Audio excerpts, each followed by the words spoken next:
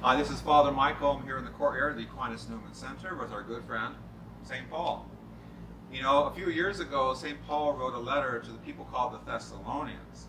And in that letter, he tells us, pray without ceasing, which means what? Never stop praying. And some of you might be thinking to yourself, wait a minute, never stop praying? Father, sometimes I never start praying. How am I supposed to do that? Besides, if I'm always going to keep praying like St. Paul says, well, how am I supposed to go to sleep? Hail Mary, full of grace, the Lord is with thee. Blessed art thou. How's that supposed to work? Or how are you supposed to eat? Our Father who art in heaven. Be thy name, thy kingdom. How are we supposed to do that? I mean, how are we supposed to pray without ceasing? We got stuff we have to do, right? What St. Paul was talking about is always have an attitude of prayer. Always be aware of God's presence among us. So here are three ways that we can do this. First of all, you have these eyes here, right?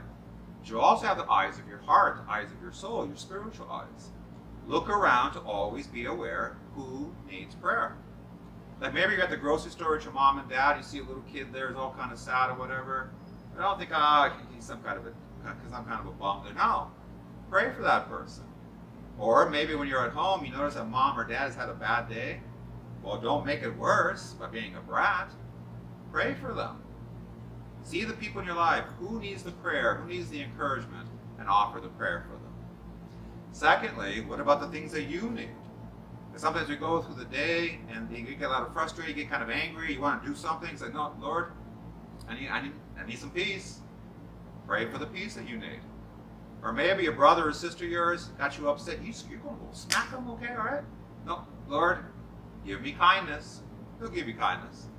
Or maybe you want to say something hateful, kind of mean. Ask the Lord to give you love. So what do you need throughout the day, too? But finally, what was number 3? What was that? Oh, thank you, St. Paul. Number 3 is thanksgiving. Always be thankful. Because if you're thankful for the good stuff and the bad stuff, that's telling God what? You're not going to run away when things get tough. You'll always be with the Lord no matter what. You know how much He loves you? Being thankful tells God how much you love Him. Be thankful for everything. In fact, a few years ago, you might remember hearing about a Pope, Pope John Paul II, who's now a saint, St. John Paul. He was visiting us here in the United States. You know that Pope mobile he was in? That little car with all the windows on it so the Pope can bless and wave to us as he drove down the streets.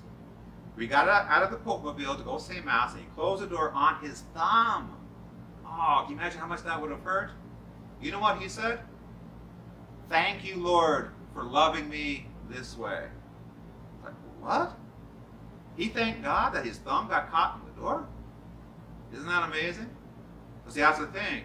We need to be able to thank God for everything that we do. To tell God, Lord, I'm with you no matter what. So let's thank our friend here, St. Paul, for reminding us to always pray without ceasing, never stop praying, to be aware of other people in our lives, to be aware of what we need. We thank to God for everything, knowing that He will never, ever abandon us. That's it for now. We'll talk to you guys soon. God bless.